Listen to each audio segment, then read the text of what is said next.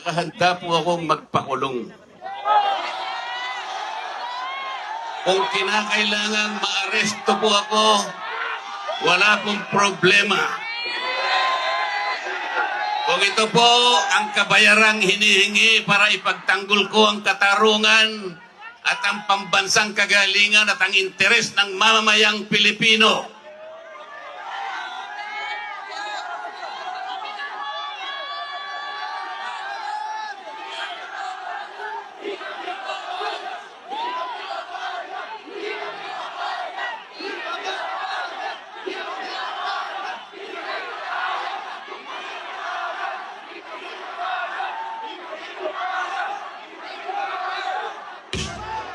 hindi ko po alam kung paano ko kayo pasasalamatan sa tuwing nababanggit ang aking pangalan na sinusuportahan po ninyo ang aking ginagawa para sa ating bansa.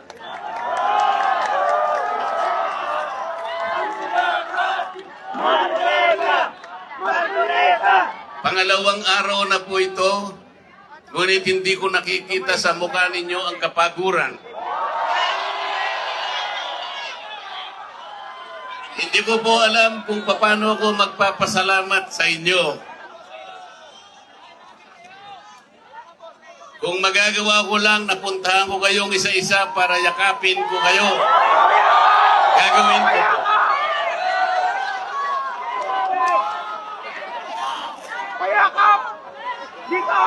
Naisip ko nga, magdadala na lang ako ng hopya.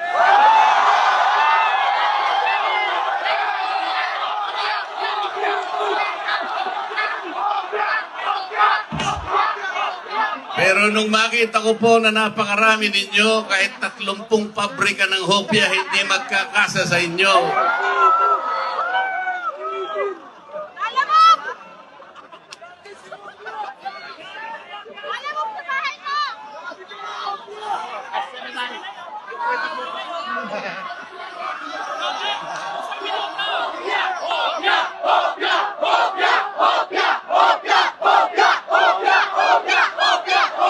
Nilulunod ang pag-iimbestiga sa flood control scam?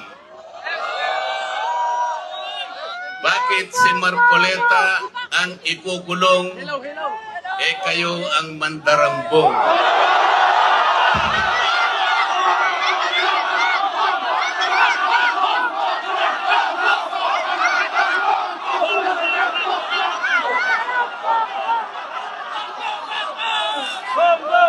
Meron po akong babasahin sa inyo. Alam nyo na po ito, pero kailangan pong alam ko uli sa inyo para maitatak po sa ating puso. Ang babasahin ko po sa inyo ay yung pambungad o yung preambulo ng ating saligang batas. Ito po ang kauna-unahan, ito ang pambungad, ito yung panimula. Kung tawagin natin sa English ay preamble. Ito po ang sama-samang isinulat ng bawat isang Pilipino noong ang ating saligang batas ay ating pinagtibay. Babasahin ko po. Kami ang nakapangyyayaring sambayanang Pilipino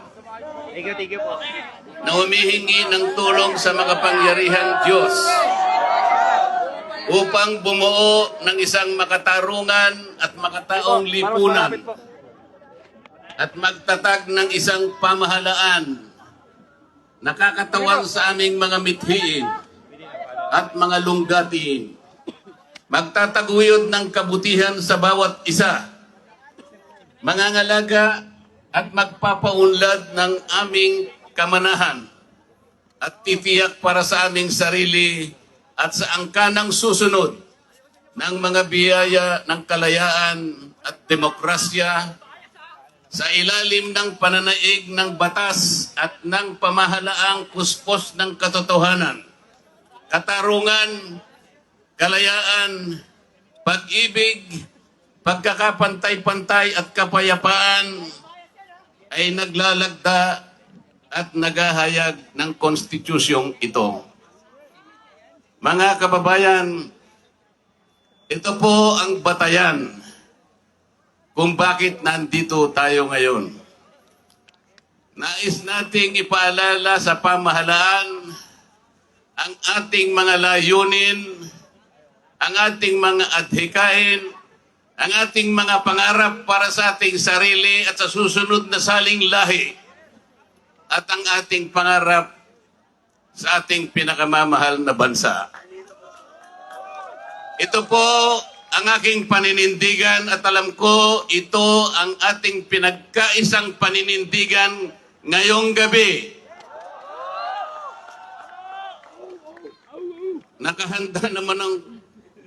Nakahanda po akong magpakulong. Kung kinakailangan maaresto po ako, wala akong problema. Kung ito po ang kabayarang hinihingi para ipagtanggol ko ang katarungan at ang pambansang kagalingan at ang interes ng mamamayang Pilipino,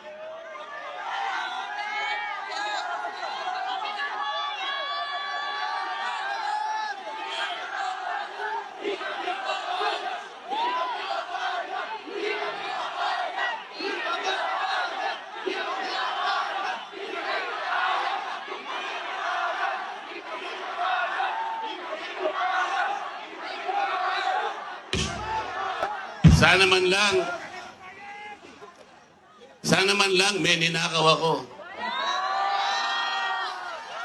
Sana man lang kasama ko sa mga mandarambong. Mga nabanggit na yung mga pangalan nila. Ang isa ay si Martin Romualdez. Ang pinagdalhan ng mali-maliatang pera.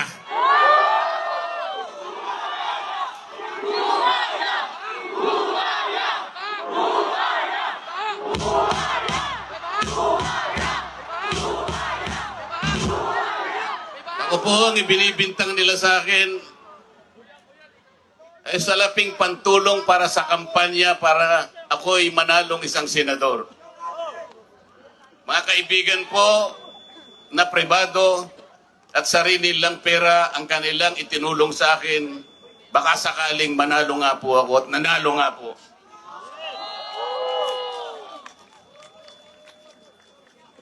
Hindi ko na po ipaliliwanag ang technicality kung paano nila inimbento ang isang gawa-gawang asunto laban sa akin. Tingnan po ninyo kung sino pa yung nagtatanggol at tumutulong para sa ganon, matukoy natin kung sino ang may kagagawan ng pinakamalawak, pinakagarapal na pandarambong sa kabambayan. Siya pa ang inaasunto at siya pa ang pinagbabalakang arestuhin.